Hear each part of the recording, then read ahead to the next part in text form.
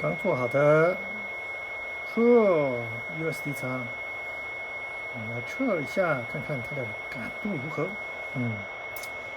它的10米拖断，我们用 USB mode，然后呢接了一个40dB 的衰减器，然后我们用28.059，因为是 LSB。那我们用所谓的负60dB，所以总共加起来就衰减了100dB。你看一下它的感度如何？有一点声音，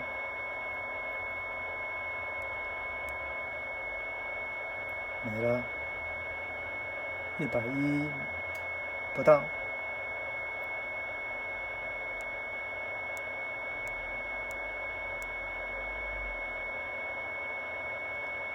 大概就105，声音有一点出来了。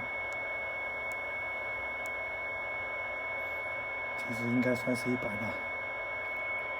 所以说实在的，好像也不怎么样。